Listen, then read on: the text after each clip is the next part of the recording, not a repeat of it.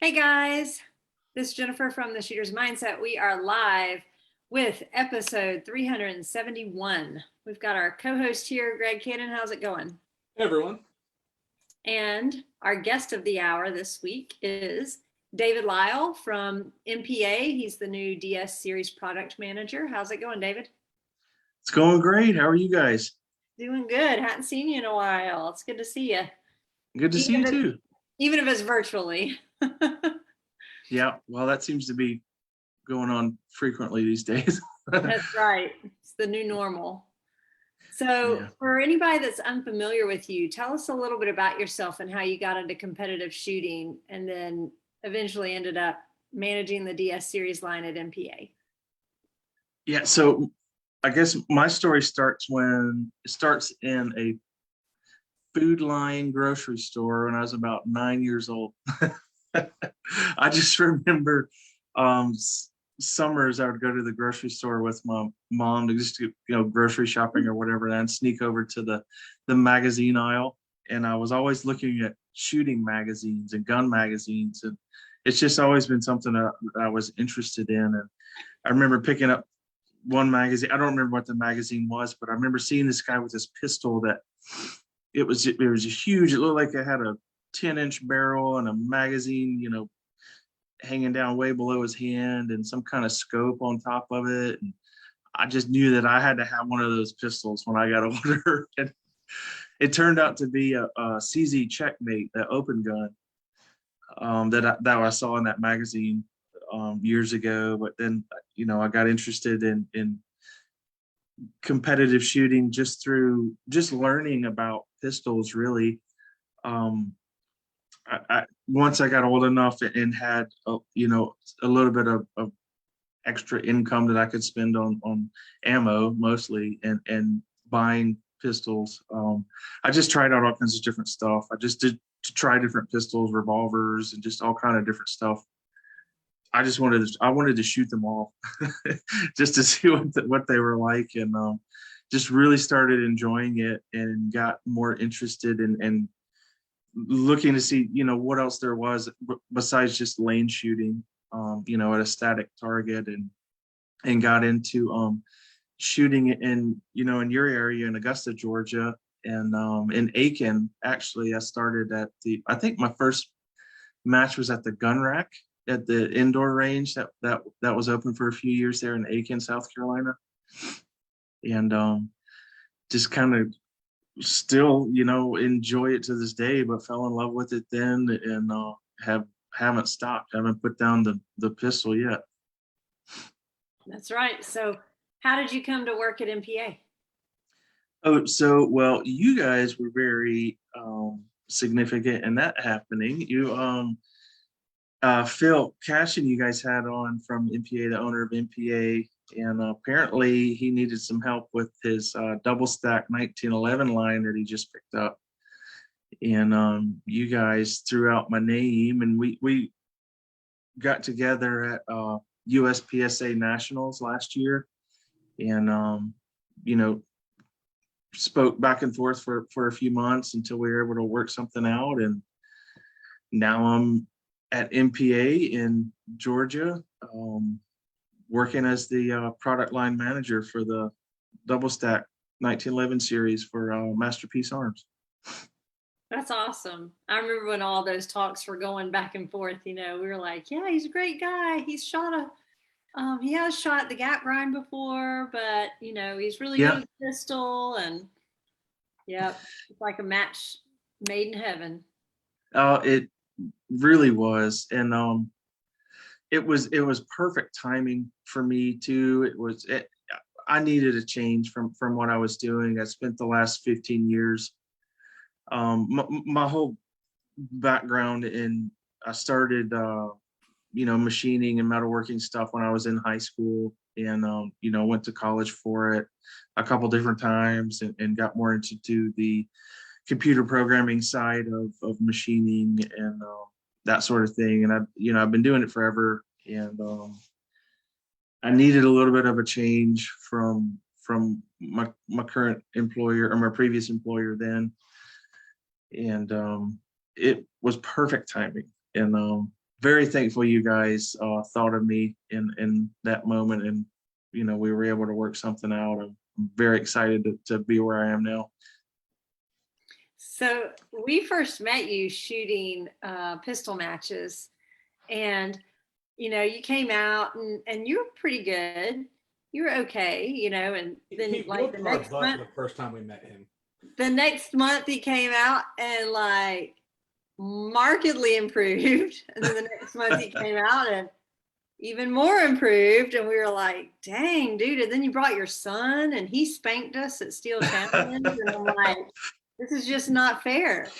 No, but you have really done well for yourself in the pistol game, and just kind of worked at it. And actually, you got all the way up to Grandmaster, which is amazing. So, tell us a little bit about your journey to Grandmaster and how what you did to work and to get there. You just have to buy the best gear, right? And then upgrade it a lot. And then That's it. That's what I tell everybody. It's like, you didn't spend enough on your firearm. If you're not there yet, you need to go spend more money on your gun. I like telling people that, but that's totally not the case at all. You need a decent firearm for sure, but it's not about the gun. I started just apparently I thought it was just kind of a normal thing because I was interested in improving competitive shooting, and it seemed to me like you look at where you're lacking, where your skills are lacking, and you go work on those things where you're lacking to make improvements. And that was just a normal thing for me. I would always go to a match and I would try to pick like one or two things that I struggled on at that match. Whatever, just I tried to keep it simple. If it was long distance targets or partial targets or just one or two little things like that, that would be something that I would come back and I would work on, and I would work on those until they became strengths of mine, to where I was no longer concerned with the 25-yard target.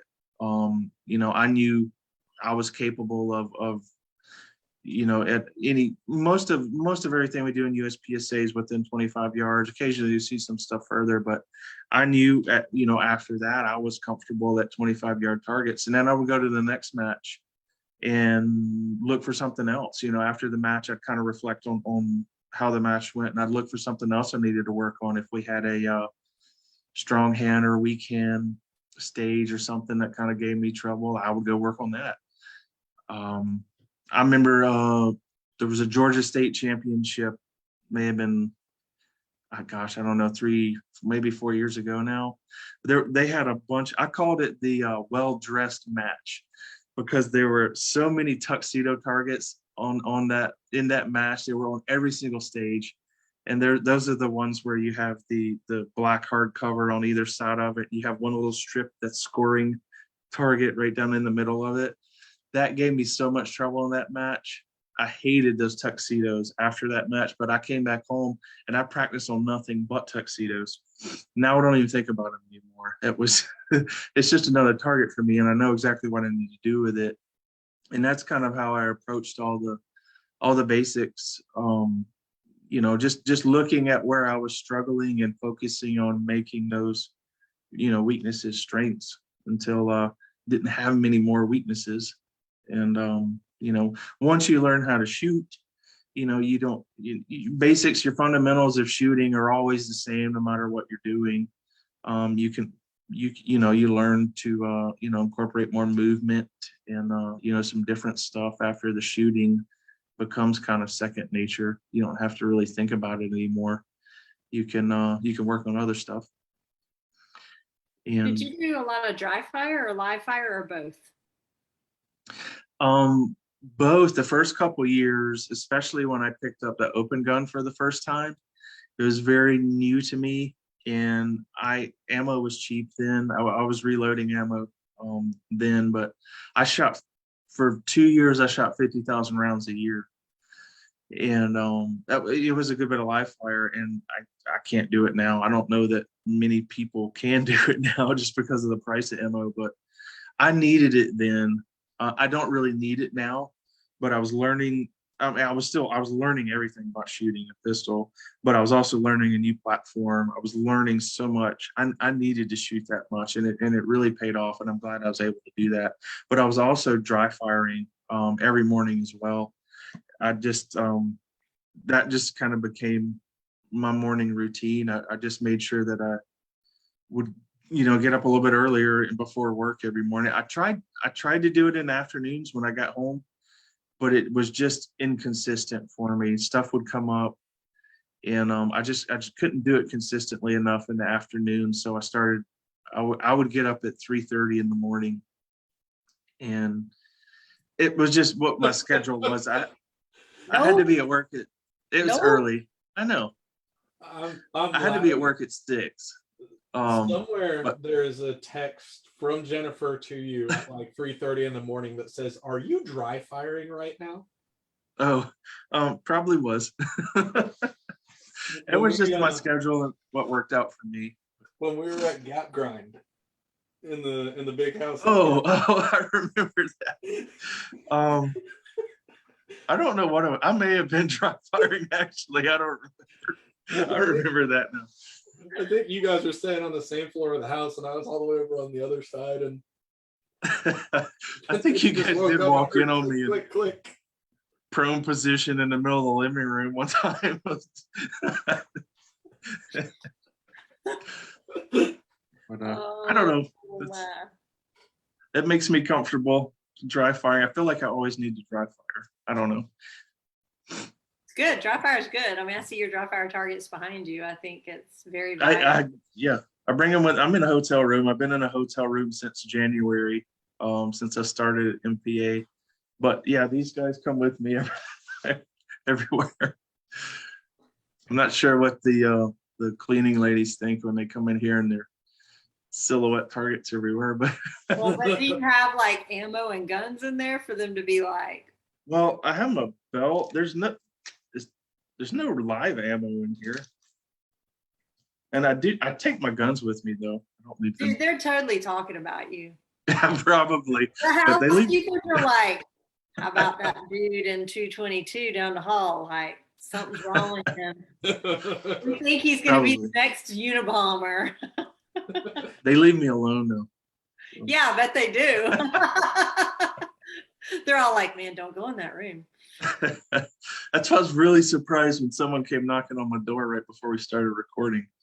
It's like, that is very unusual. That is hilarious.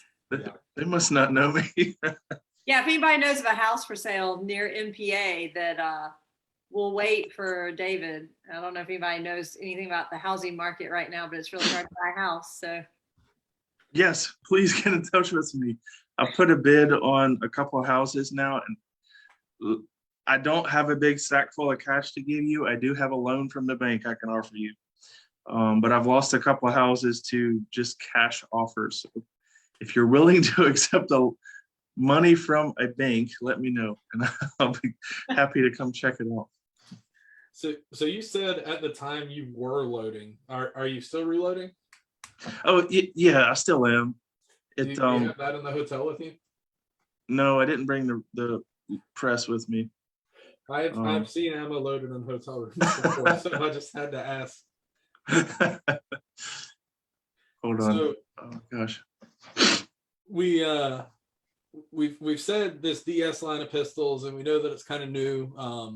MPA originally, for those of you that don't know, got their start in pistols, kind of doing some more tactical looking pistols, and then they kind of did most of their growth building their bolt action line and their chassis that are the most winning chassis in the PRS and NRL.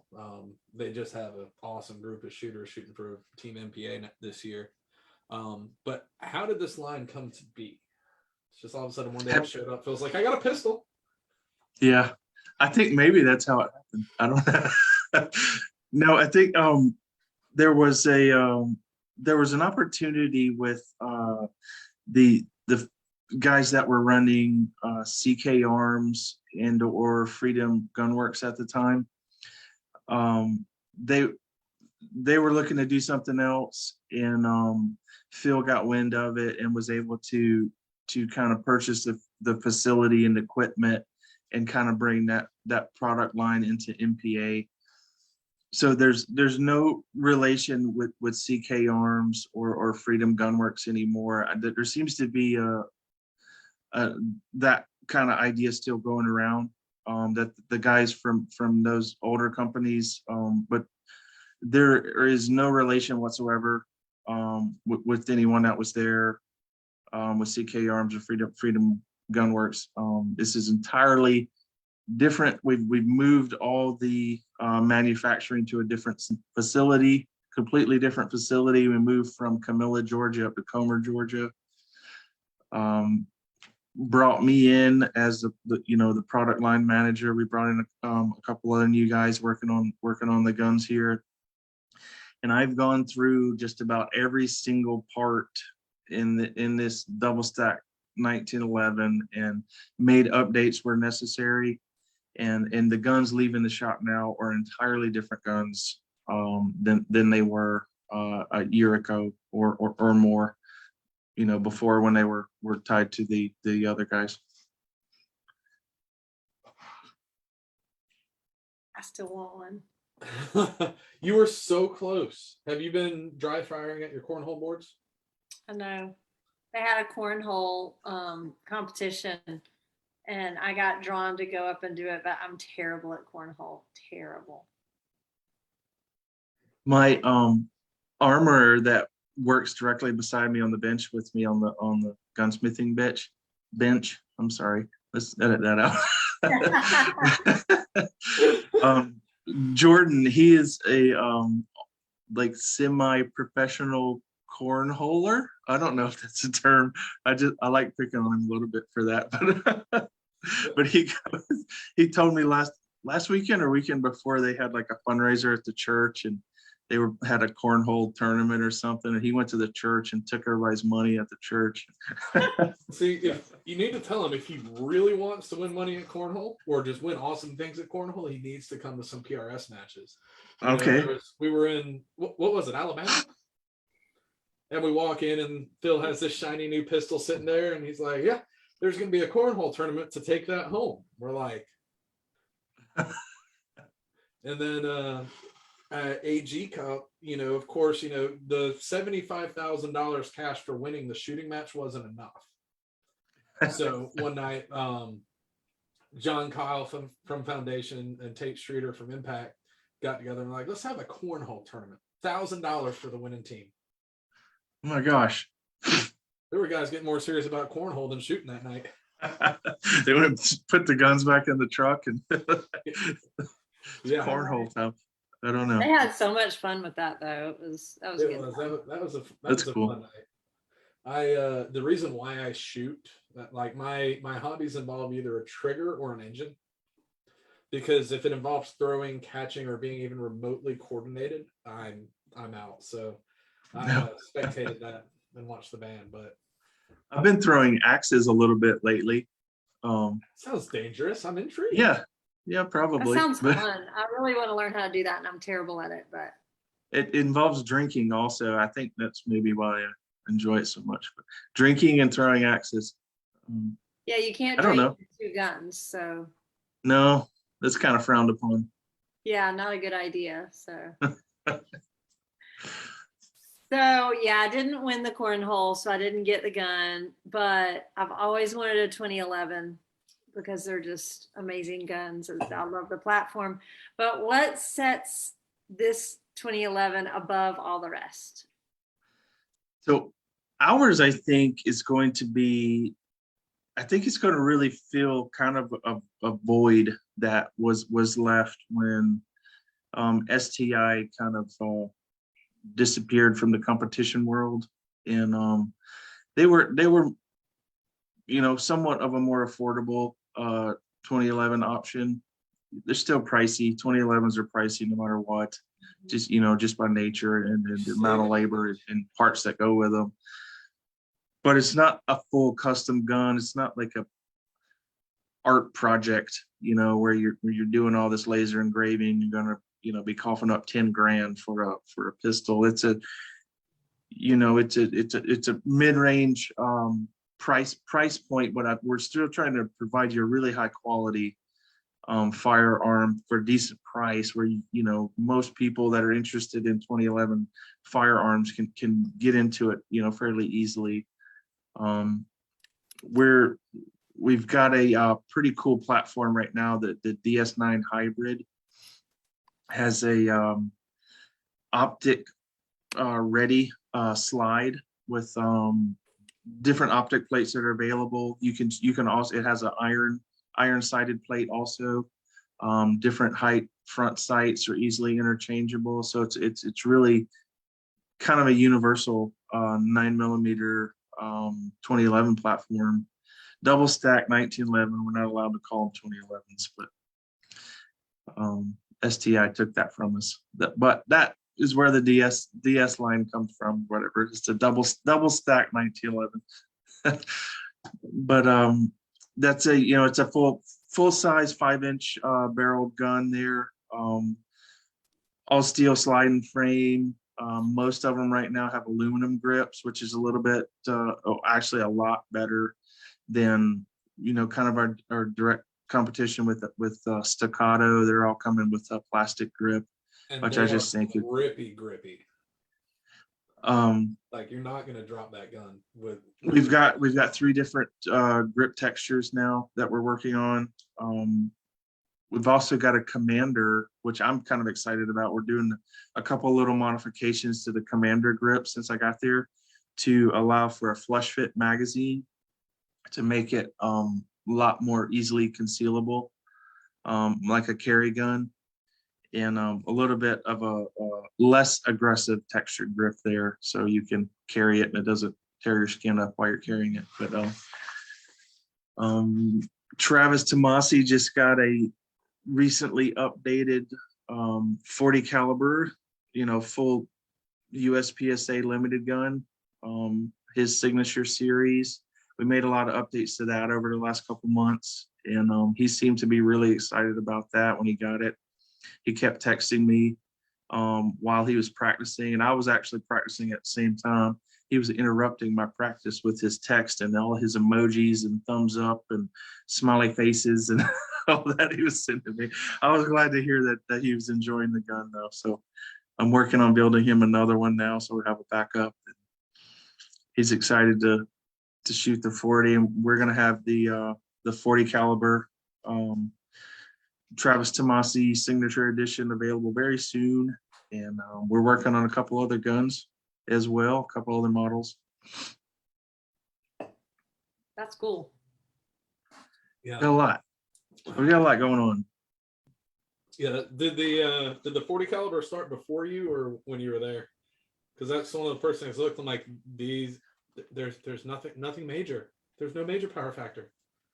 It was attempted before I got there. it didn't work until I got there. But we've got a I've started an open gun. I've been working with some, you know, open gun ideas, some different slide cut stuff, and obviously you need a different frame and slide than you know, like a limited gun, in either 9 or 40. So I've been working on that. I've got a couple slides and frames that I'm going to work with. I'm going to start on this week actually, and some threaded barrels. I designed a compensator a couple weeks ago for testing a new open gun. So that'll be in R&D process for a little while, but we'll have an official, you know, proper USPSA open gun available as soon as I can prove everything out. Now, I assume that's what you'll be shooting. Yeah. Yep. I'll be shooting it. That's something that you didn't need to tell the two of us. Like, we knew that was one of the first things you were going to do. It was like, oh, of course. That. They will make that. I've seen a good many people asking about it, and it is definitely coming. It's just, it was not the top priority when I first started in January. I had, there was a lot of other stuff I had to figure out first. You got to build a solid base and get all the fundamentals down. And yeah, we had to do a lot of updates, but just with our small parts, and I'm trying to get a lot of, it seemed like almost every week I was there, I would find something else, another area that needed a little bit of improvement, a little bit of updating, tweaking here and there, or something we needed to work on. I would address that.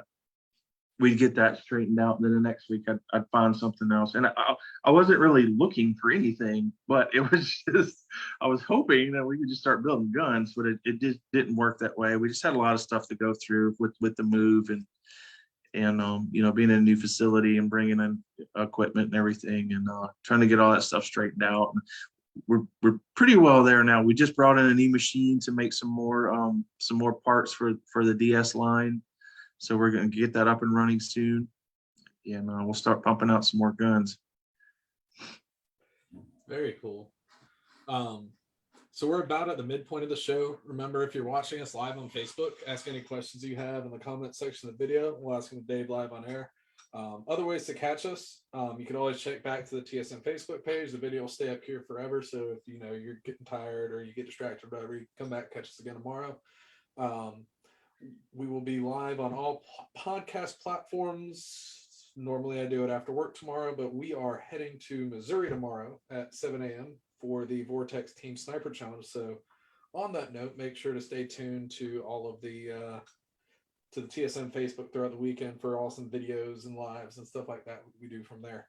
And eventually everything ends up on the TSM YouTube page. So if you're wanting to look back on some stuff from the past, that's a good place to go do that. So anyway, we've kind of started talking about this for the future of what you guys have coming for the DS series pistols. We're gonna ask if we see one coming, an open gun coming. So yeah. we kind of did. Of course, yeah, we have the open gun. I'm really kind of blessed again with this situation that you guys helped me get into with MPA.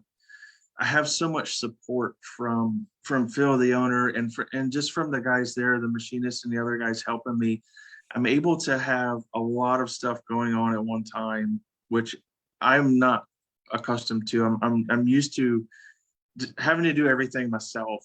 And, the last 15 years or so I've spent, in the machine shop doing, machine programming, coming up with ideas, design, modeling, programming, proving it out on the machines, running the first parts, tweaking stuff around if it needs to be, on the machine until we get a proven part, and which takes forever trying to do it by myself. And I have support from other guys in the shop now, and it's just amazing that I'm able to accomplish so much so quickly. I feel like we've really done a lot in the first 3 months. I feel like we just about cleaned up everything with the DS9 hybrid. We've got the DS40 going. I'm starting on the DS open gun. We've got the Commander modifications in process. There's talk of a 10 millimeter that we're kind of tossing around ideas with. That's maybe something there. Better than a 9. Yeah, it is a whole millimeter better. We've got a lot of stuff going on at one time, and it's really cool that I totally couldn't do this all by myself. It's so refreshing to have support from such a good group of guys and gals at the shop. And I'm excited about what we have going on and what's going forward. Once we get everything kind of smoothed out, to give me more time to work on new designs for new things, and keep coming up with new stuff. We're gonna keep adding things to the DS line and keep improving on on things that are already there. We're gonna have a lot of good stuff going on. I'm excited about it. That's awesome. I think it's cool to see it.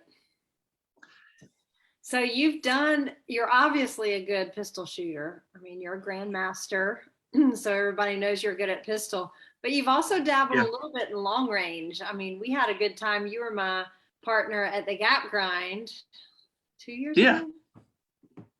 That was fun. Two- We had a good time. Yeah, a couple years ago. Yeah, that was fun. We went to Tennessee.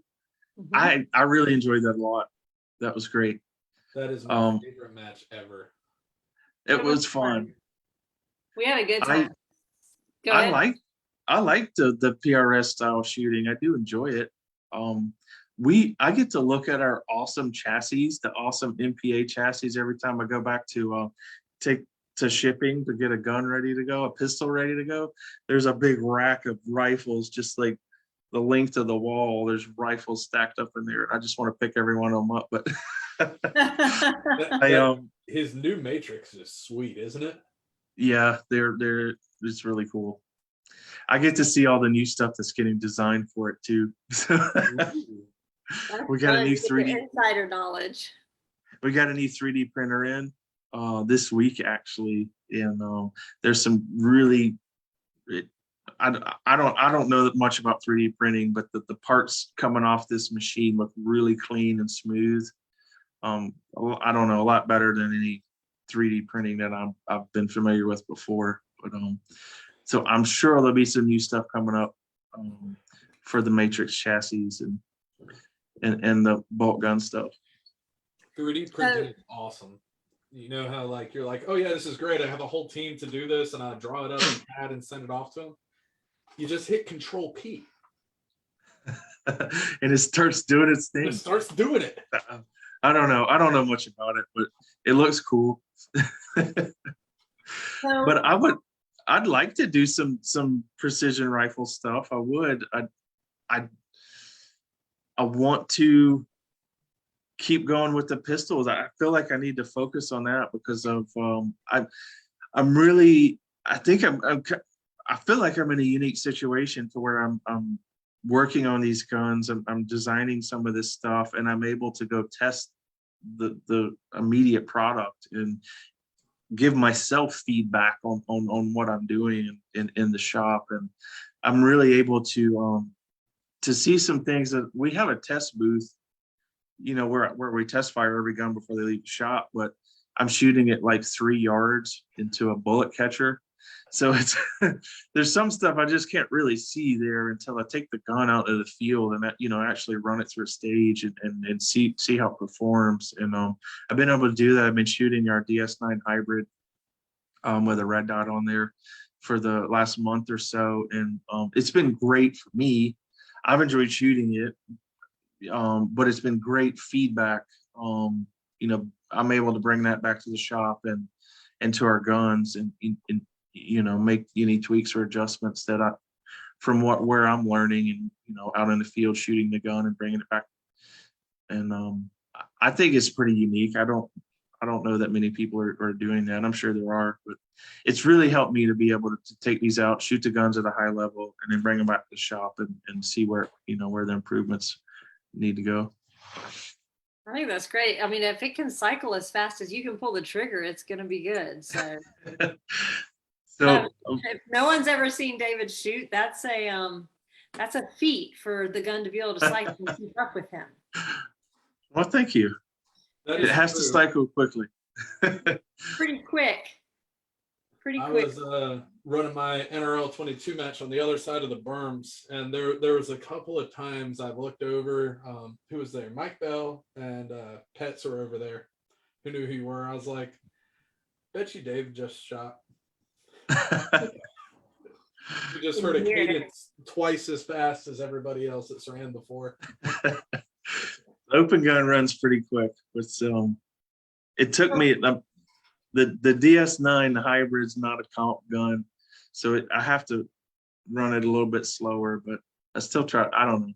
Still, I'm used to that trigger pull, so the quick splits there. But we're gonna get the open gun going soon. I'm excited about that. So what do you think the difference is between the two sports? I mean, you've done both because you've done some NRL 22 with us. You shot what was the one out in Jackson? Jarrett. Yes, that was an awesome match. Yeah, the Jarrett Rifles match. That was cool. I enjoyed that one. Yeah. So you've done more than one PRS style match. So like, what do you think the difference? I mean, I know one's a pistol, one's rifle, but I mean kind of more, on a greater scale, what's the difference between the two sports? Mindset kind of thing. Mindset, I would say, is kind of fairly similar.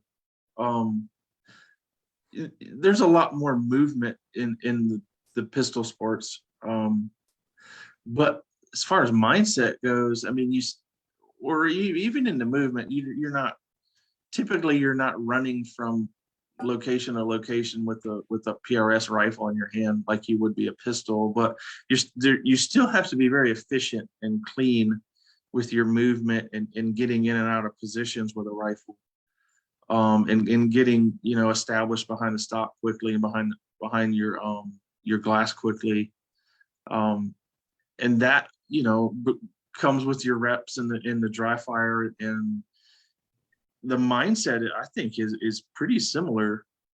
You have to be there with the gun and confident in your trigger pull every time you're there, behind a pistol or a rifle. Mindset, I think, is pretty similar. And I've done some other shooting sports too. Not a whole lot. Pistols obviously been my focus, but you have to, I don't know, mindset might be kind of similar for most of them, I would think. They are kind of the same. I know your mindset is win. It becomes it's been interesting, like working up toward in the master level and GM level of USPSA, and it becomes much more mentally demanding. I think once you get kind of at like a high A-class level or master level, you don't have to worry about shooting anymore. You know how to shoot. You know everything you need to do fundamental wise. You're a very accomplished shooter at that point. I think the majority of what it takes to move up to that level, to the top level, is mindset, is your mental game there. And it's tough. It's tough to do because it's not something you can really just decide to do on demand. It just doesn't really, your mind just doesn't work that way. You can't just tell yourself to think about nothing and just shoot. You can't think about nothing. But somehow you have to be able to prepare your body and your mind to think about nothing. So I don't know. I'm not explaining it very well, but it's a mental game at the higher levels for sure. I always wonder how you think as fast as you do, because you do shoot so fast that it blows my mind when I shoot with you. And I'm always like, how does he think through? Like, I know when I shoot pistol, there's the target, line up the sights, don't disturb the sight, pull the like. I guess it's muscle memory for you, but I always think, like, how does he think that and see his, call his shots that fast and move? It's just, I don't know. It blows my mind. Well, it's really not thinking.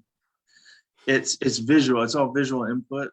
I mean, your brain can process visual input very quickly, but it has to become so second nature and subconscious to where you don't think about it. If you have to think about it, then you're going to be too slow.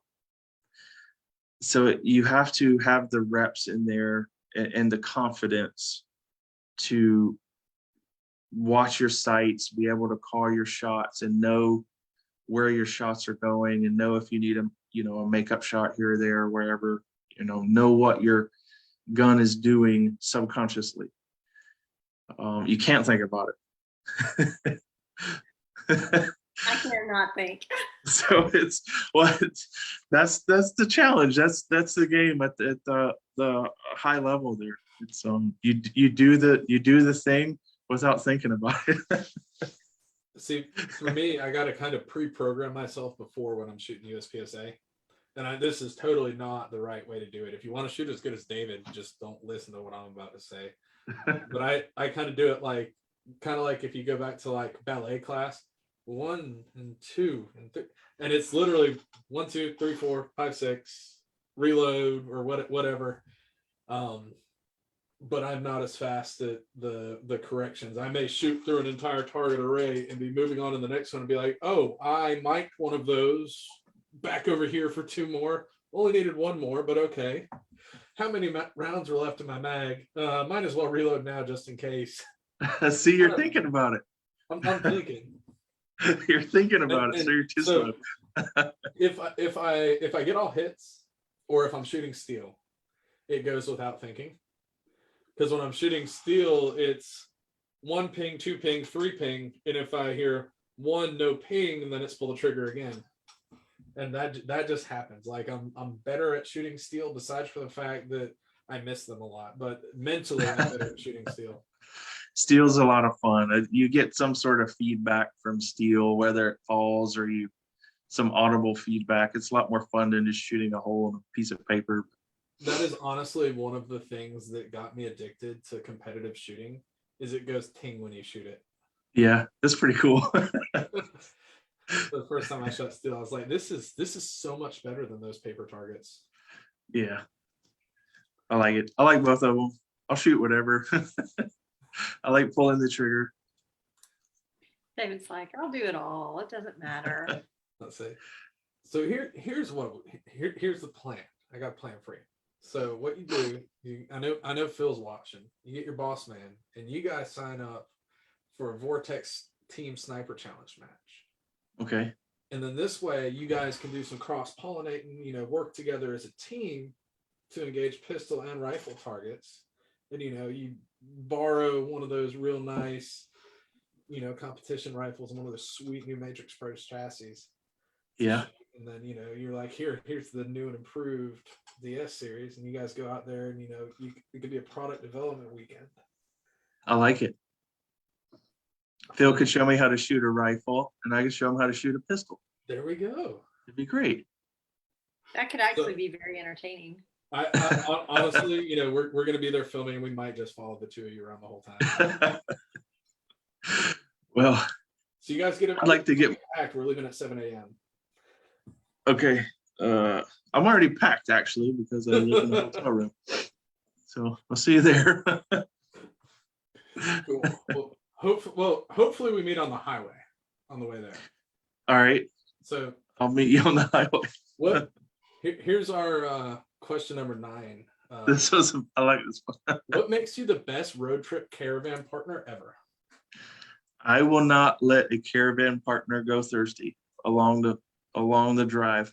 That is the truth. This is on the way to Gap Grind when the mean lady driving wouldn't let me get a water out of the back of the car. So I texted my friends and said she's being mean and won't let me get water. Greg was thirsty. We were not pulling over 30 minutes after leaving Augusta to get 35 when you already had a water bottle. It was empty. And I was thirsty. Who got that picture? Ryan took Ryan did. Okay. because we were caravanning. See, that's teammate in between me and my am already, and we hadn't even made it to the match. He was behind me, and when we stopped at where did we stop at? Whataburger? Yeah, I think so. Something like that. And I'm like, please tell me you got a picture of that, because he was right behind us, and he did. I was like, yep, we're gonna have a good weekend. It's gonna be good. Yeah, That's David teamwork. pulled the truck up next to us because I guess he texted him and said he was thirsty and I wouldn't let him pull over. So David pulls up next to him and is holding the water bottle up like this and then holds it out the window. Yeah, that's how that shenanigan happened. And we were probably doing 80. Probably. I saved Greg's life that weekend. I could have died of dehydration. Yeah. Oh, good. I'm happy I could help out. Thanks, buddy. You guys helped me make it through my first PRS match, so I appreciate it. You did really well though. You shot well. I think I hit more than I missed. I believe you did, and that it was makes your first one, and that makes me happy. yep. Phil said that looks highly illegal. No, perfectly fine. I didn't cross the middle line there. He said that behavior is frowned upon by MPA management. He kept it between the mustard and the mayonnaise. He did good. Yeah, it's fine. I was like, I am not slowing down and I'm not getting any closer to that line. Wait a second. I think last time I passed Phil on the highway, he had like a foot out the window or something. A foot out the window. That's illegal. Yeah. Like out the window or up on the dash or something. I'm like, hey, I'm pretty sure there's pictures of that. Like on Facebook. I'm pretty sure there's pictures of that. Yeah, that's not very safe either, Phil. Yeah, Phil. See, got my guys backing me up here. That's right. We've known David a long time. Very cool. We go way back. Are there any lives? I was trying to look and see. We've got all the lives. Okay. All right, very cool. So are you going to shoot any PRS matches this year? I don't have any planned right at the moment. I like to shoot a couple of them a year. Phil, you need to fix that. Yeah. I don't have an MPA gun to shoot. I'm not sure what to do about that. Only you knew someone. Well, I'd like to. I don't have any plans at the moment. This year, I really wanted to shoot. Last year, I got so messed up with work and all the crazy overtime that was demanded over the entire year. My shooting really kind of fell behind, and I wanted to kind of pick that back up this year. That was one of the reasons, for my employment change, and one of the things that brought me to MPA. And I'm almost there. I'm struggling to try to find a house to buy, so I'm still kind of back and forth.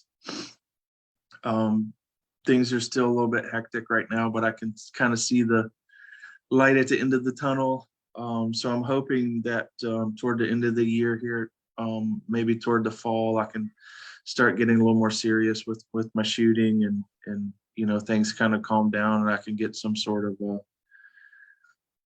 something kind of stable and get a routine going again.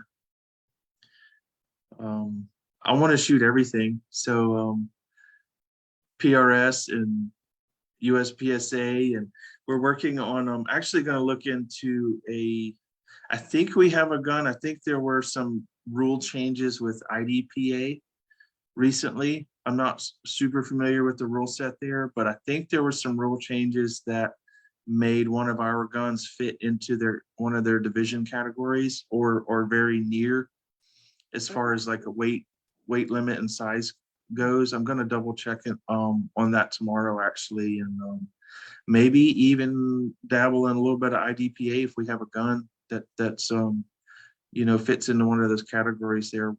We can start offering the IDPA gun, ready to go out of the box. So you gonna go shoot some IDPA? I'd like to maybe try it out. I was talking to have a Travis. vest? I don't have a vest, but I don't know. I'm sure I could borrow a fishing vest from somebody. There's a lot of fishermen around here, so I don't know. But Travis and I were talking about it. We might go shoot an IDPA match at some point. I don't know. I don't really know how the game works, but it's always good to have some experience with every aspect of what your pistol might be used for. So yeah, I want to learn more about it. We're getting a lot of customers calling and asking about weight. They want to know what our gun weighs, what the magazine weighs. I don't know. I did actually go weigh the guns the other day, but they weren't in the setup I think they need to be for IDPA. So I don't know if I'm giving them the exact weight that they need. But we got some of the boxes, I guess like regulation boxes that the guns are supposed to fit in. We got those in today, actually. And I'm going to go check the guns out tomorrow. I'm going to weigh everything. I'm going to get dimensions of everything, and I'm going to let you guys know if they're what they are. So if they fit your division and your sport, then you'll know about it, because I'm not 100% clear on all the rules yet. But I think it'd be cool if we have a IDPA gun ready to go. You just order it and go shoot. That would be awesome, especially if it was easy as like if I go over here to the DS series lineup and like, oh, IDPA legal version, Yeah, add to cart, buy now. yeah, I'm pretty sure we could do that.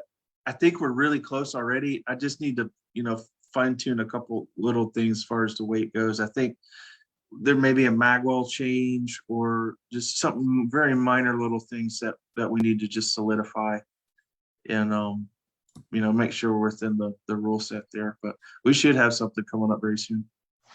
Man, that some of this is like one of those easy, like random double majors in college where it's like, if I take 2 more classes, I get a whole nother degree.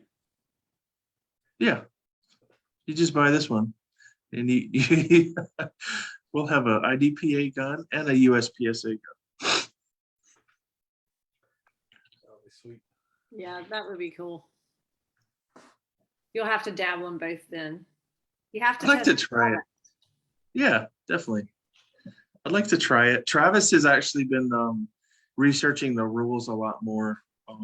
He's been trying to help me out with the rule stuff. So maybe he knows how the game works. I don't know. He can tell me how to shoot it. That'd be fun. I think Greg has a video. You got a video? Mm-hmm. Let's see the video. I'll make sure I do this right. I think it might be. We'll let you narrate it. MasterPiece arm. Oh, this is my first match with the S9 hybrid. Yeah, we should have told you we were going to pull this so you were prepared.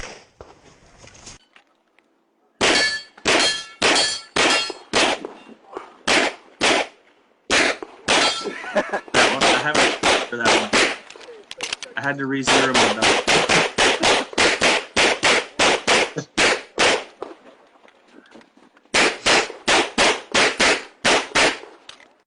I zeroed it for different ammo than I shot at the match.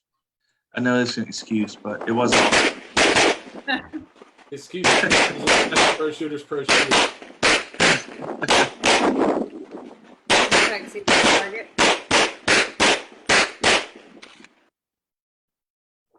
Yeah, there's the tuxedos.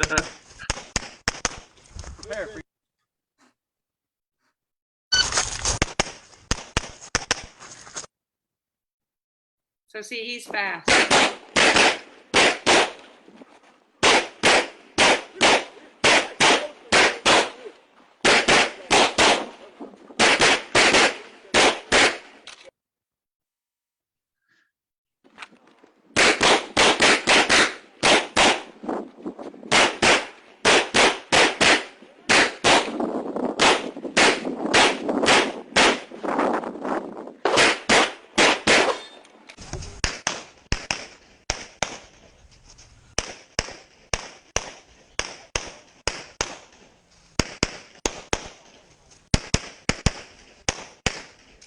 So that gun of probably close to the 800 round mark now, without any issues. I go shoot it and I bring it back to the shop and tear it apart and check everything out, just to get some feedback on how it's going.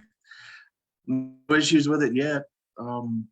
Pretty happy with it. 800 rounds. Travis has got probably close to 500 on his new DS40 he got Friday. No issues there, no feeding issues or anything like that. So I feel like we're really making some good steps forward with what we've been doing. We're going to continue to do it, continue to add new models, and hopefully everybody will get their hands on a MPA DS gun in the future. That's awesome. You're making me want to go shoot a pistol match now. Oh, I know. You should. It'd be terrible. We made it out to one in like what, December, November? I don't remember. Something like that. Shot one late last year, but yeah, I was sitting there shooting my NRL 22 match. And I was like, I hope that they run long. Maybe I could go shoot a stage if they're done. But by the time I was finishing up, everybody else, I saw everybody driving out. I was like, oh, I guess they're all gone now. Yeah. I was Like- proud of myself at Mammoth. I hit my pistol target. I did pretty good with pistol, actually. I did better than I thought I was going to do. So, You shooting irons? uh-huh. Yeah. I've never had a dot. It would take me a long time to get used to a dot because I'm so used to looking at that front sight. Yeah. It But drives for the- me crazy. You have to like retrain your eyes, and of Oh, course, it'd be a good time to do it, I guess, because I haven't been shooting much. But I did. When I first switched over to dot, it took me about 3 months before I really saw the benefit of a red dot over iron sights. And then after that 3 months, I haven't looked back yet. But yeah, it's definitely different. It takes some effort and some definite training to get there. But it's a lot of fun once you get there. we go to SHOT Show and they have all the pistols out there with dots on them, and I'm like, oh, like I want to look. Where's the front sight? Like, Waving around oh. in front of that's you can always tell the people at the match that don't dry fire when they draw the gun in there. They're moving it around like that. Waving it around in front of their face, can't find it. Like, So you need the dry fire. I have one pistol with a dot on it that I put on probably 4 years ago and have maybe shot a couple hundred rounds through. And I still struggle every time I get behind it because I'm just so used to the iron sights. But also, like, I have flashbacks to that 125 yard shot on a 66% IPSC across the lake.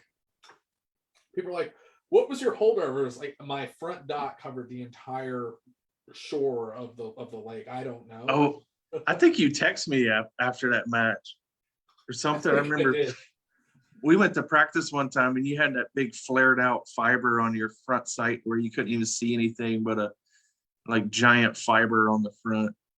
The target's right there. I love it. But yeah, it's nice because I don't have the best vision. That's why I wear these Hunter's HD Gold. Hunter's HD Gold far away, very, very, very, very well, and it increases the contrast so good. But so oh man, they're great. Do you use the gold? Have you tried the rubies at all for any of the stuff that you do? I want to try the rubies just because. However, I've been procrastinating for the past like 8 months to go to the eye doctor. I don't want to buy. I know that I've gone more blind. I know that when I go there, be like, wow, you got work because I can't see nothing. But once I get my new prescription, I'm gonna see about getting a set of rubies too, just so I can compare and see which one I like better. Yeah, I haven't tried to shoot with them. I've looked through them. I was just curious if you'd tried them with the PRS stuff and what you thought about it. But I really like the gold for what I do with it. It's one of those things. It's like he has something new, so I want to try it. But the golds are just so freaking good. Yeah, that it's going to be hard to really contend with. I think it would be when I was looking through them. I mean, what he designed them for was shotgunning stuff, where you're looking up at the sky and the contrast of the blue sky and the green trees and stuff. It looks really great. It really brings out a lot of clarity when you're looking up in the sky. We don't do a whole lot of that with our shooting sports, but I could see how they would really be beneficial for shotgunners.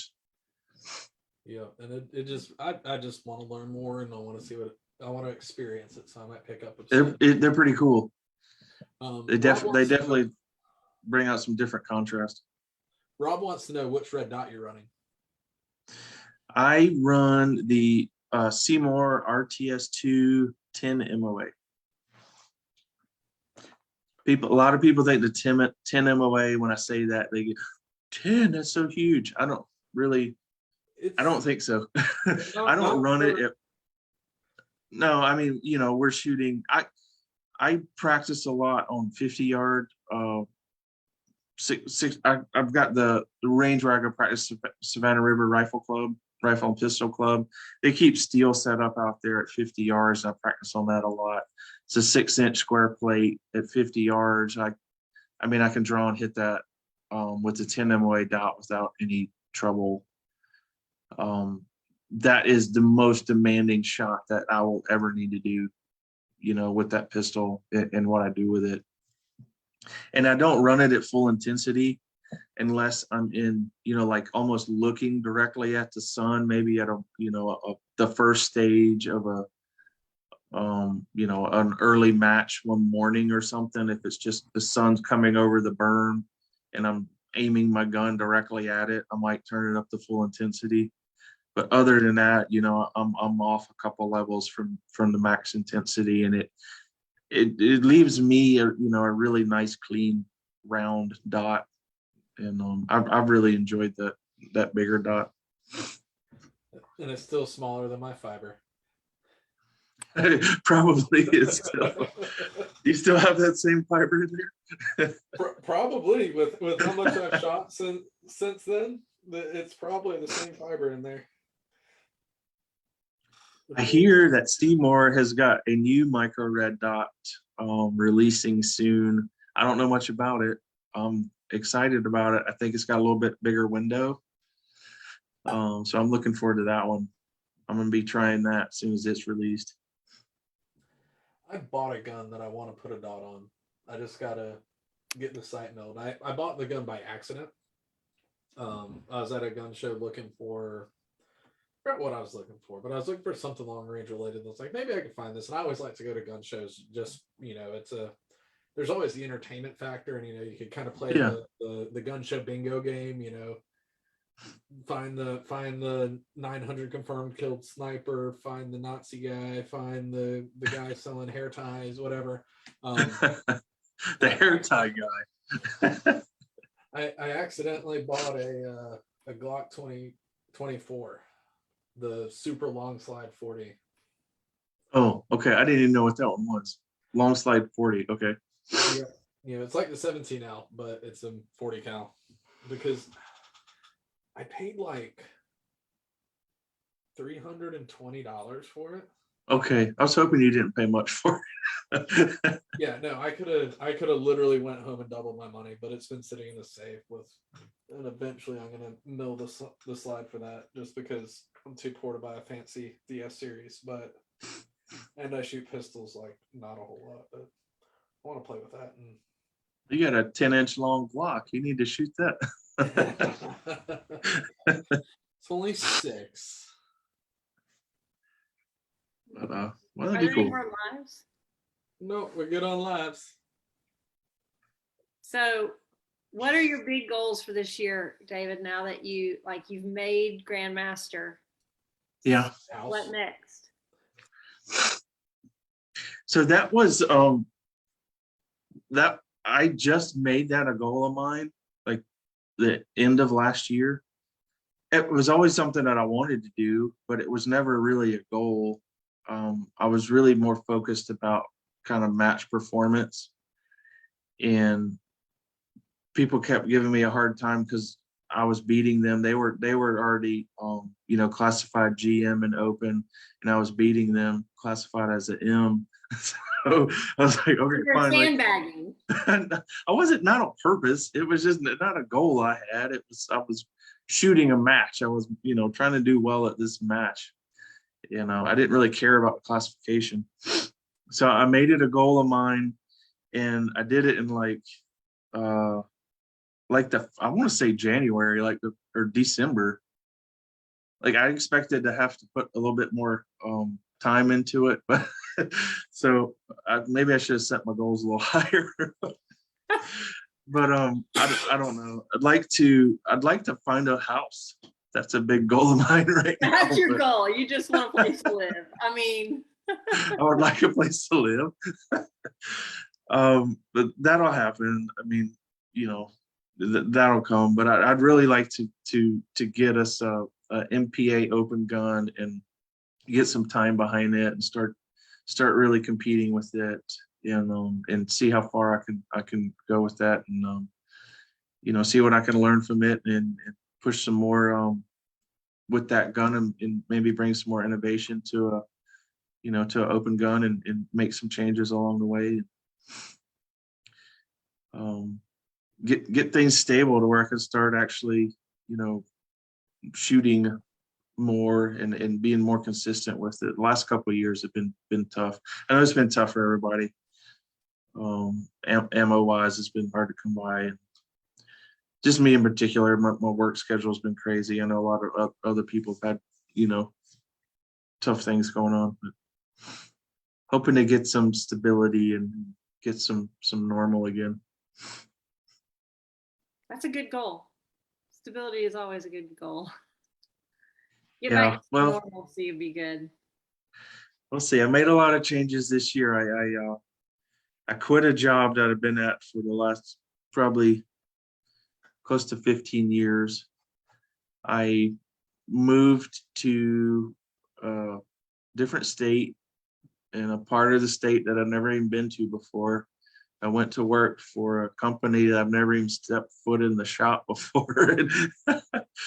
It was a little bit scary, but I needed a change, like I mentioned earlier. It's been great so far. I'm very happy that I've made the move.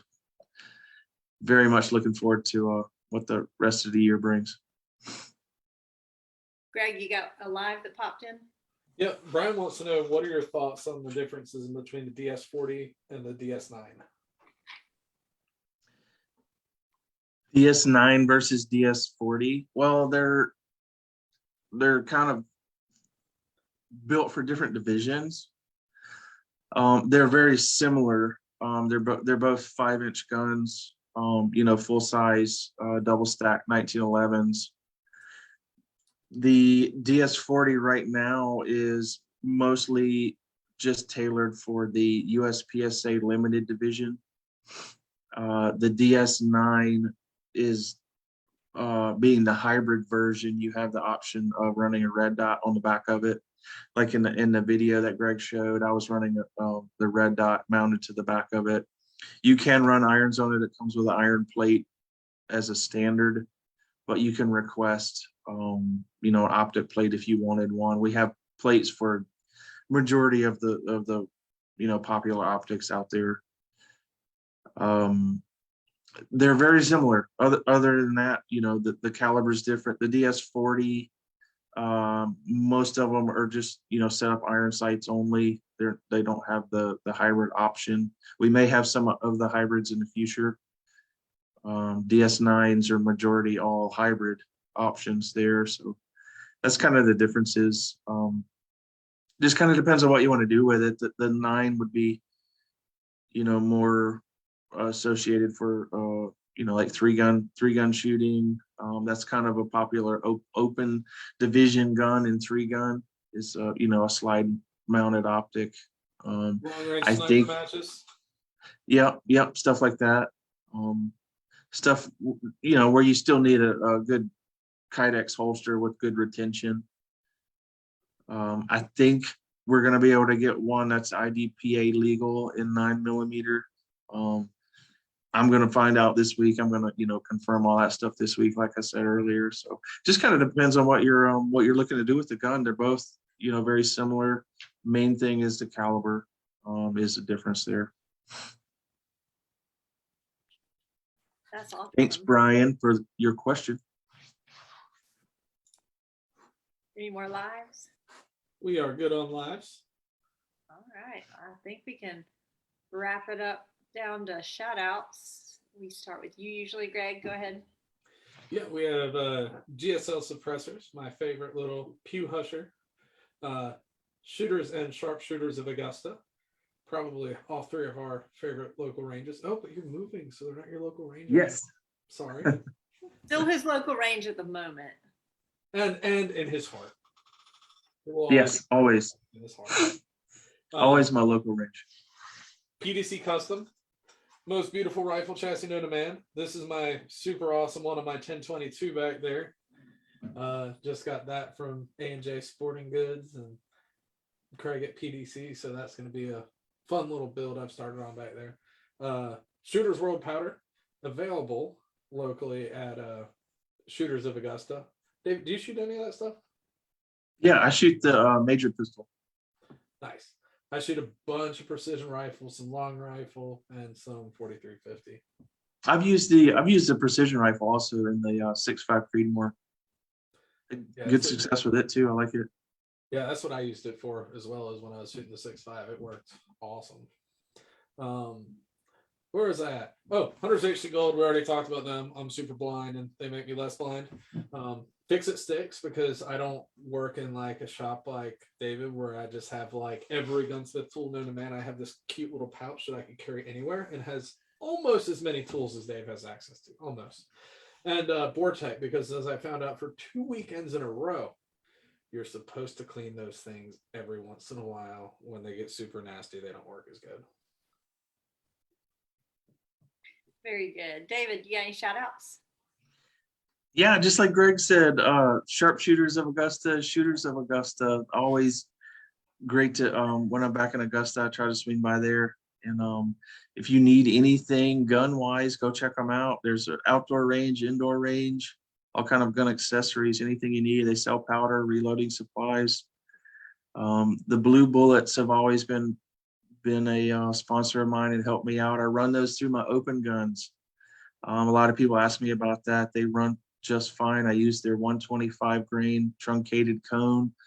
I've probably shot over 300,000 of those through an open gun without any issues. So if you're questioning whether the Blue Bullet's right for you or not, question no longer. They work just fine out of the open gun. Hunter's HD Gold, as well as Greg. A lot of similar sponsors here. This is great. MasterPiece Arms is a new sponsor of mine. I'm proud to be associated with them. Thank you guys for helping make that happen. Really appreciate it. Oh, and gun butter. Last but not least, gun butter. I didn't mean to forget you guys. I'd never forget you guys. We're actually worked out a deal with gun butter. We have a little pack with a sample of gun butter and a card with a discount code, MasterPiece. If you're looking to buy some gun butter products, it's a great gun lubricant for all sorts of firearms. We actually lube all the DS guns that leave the shop with gun butter. You get a sample pack of gun butter and a discount card with a picture of me on that card. It's probably, at least worth half the price of that gun.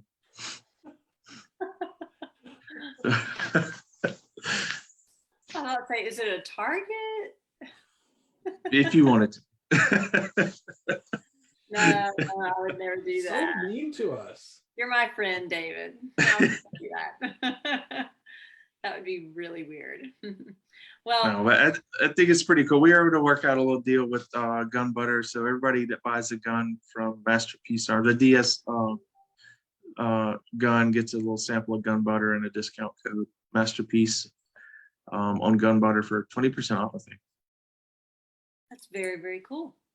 If I buy some gun butter, can I get a 20% off of a MasterPiece Arms DS? Probably, yeah. I think we can work that out, right, Phil? Phil, can you work that out for me?